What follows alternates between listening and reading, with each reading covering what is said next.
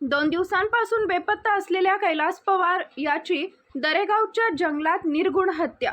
जालना शहरातील इंदेवाडी पाण्याची टाकी परिसरात वास्तव्यास असलेल्या कैलास दत्तू पवार यांची निर्गुण हत्या करण्यात आल्याची धक्कादायक घटना समोर आली आहे। जालना तालुक्यातील दरेगाव शिवारातील वन विभागाच्या जंगलात रक्ताच्या थारोळ्यात त्यांचा मृतदेह आढळून आल्यानं शहरात एकच खळबळ उडाली आहे। तालुका जालना पोलिसांनी घटनास्थळी धाव घेत पुढील कारवाई सुरू केली आहे। 17 एप्रिल पासून बेपत्ता असलेल्या कैलास दत्तू पवार यांचा खून झाल्याची धक्कादायक घटना उघडकीस आली आहे। जालना तालुक्यातील दरेगाव शिवारात आज त्यांचा मृतदेह आढळून आल्यानं परिसरात भीतीचं वातावरण निर्माण झालंय। मिळालेल्या माहितीनुसार कैलास पवार हे 17 एप्रिल पासून बेपत्ता होते। कुटुंबियांकडून त्यांचा शोध सुरू असतानाच आज त्यांच्या मृतदेहाचा शोध लागला। या घटनेनंतर संतप्त नातेवाईकांनी तालुका पोलीस ठाण्यात धाव घेत जोरदार आक्रोश व्यक्त केला। पूर्वीच्या वैमनस्यातून ही हत्या करण्यात आल्याचा आरोप कुटुंबियांनी केला असून संबंधित सर्व आरोपींना तात्काळ अटक करण्याची मागणी त्यांनी पोलिसांकडे केली आहे। दरम्यान पोलिसांनी घटनास्थळी पंचनामा करून मृतदेह शवविच्छेदनासाठी पाठवला असून पुढील तपास सुरू आहे। मात्र पोलिसांकडून अपेक्षित सहकार्य मिळत नसल्याचा आरोप मैताच्या मुलीनं आणि नातेवाईकांनी केला आहे। माझे पप्पा दुपारी 17 तारखेला नाही का 2-2:30च्या दरम्यान बाहेर गेले होते। आम्हाला सर्व जणांना चांगलं बोलून गेले होते।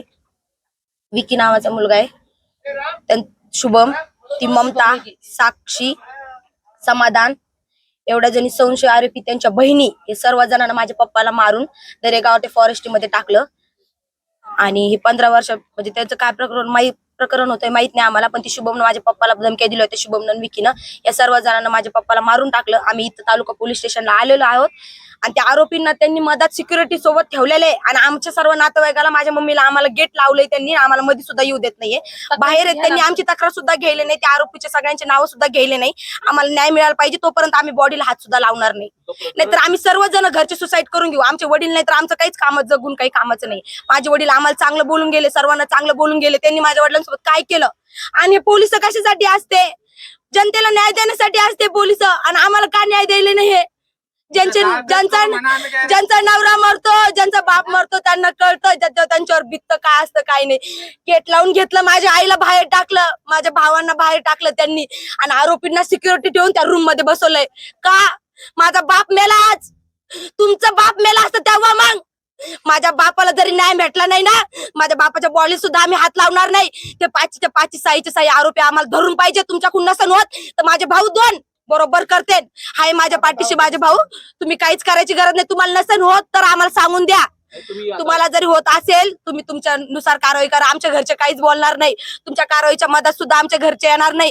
या आरोपींना असंच बाहेर ठेवलं तर ते दुसऱ्यांना पण नुकसान पोहोचू शकतात, म्हणून यांना पटकन अटक करा, तोपर्यंत आम्ही आमच्या बॉडीला हात लावणार नाही। माझ्या वडिलांचं अजून आम्ही तोंड सुद्धा बघितलेलं नाहीये, सकाळपासून 3 दिवसापासून माझे वडील आम्ही बघितलेलं नाही। दरेगाव जवळील जे वन विभागाचं जे जंगल आहे तिथे एक सुरुवातीला आम्हाला एक अनोळखी व्यक्ती म्हणून एक बॉडी मिळाल्याची माहिती मिळाली। आम्ही तिथे गेलो, तिथे बॉडीच्या शेजारी एक गाडी होती उभी केलेली। त्या गाडीवरून आम्हाला त्या व्यक्तीचं नाव कळालेलं आहे। त्या व्यक्तीचं नाव आहे कैलास दत्तू पवार। तर हे जे आहेत याच्यामध्ये आम्ही घटनास्थळ केलेलं आहे आणि त्याच्या मुलीच्या फिर्यादीवरून आम्ही गुन्हा दाखल करीत आहोत।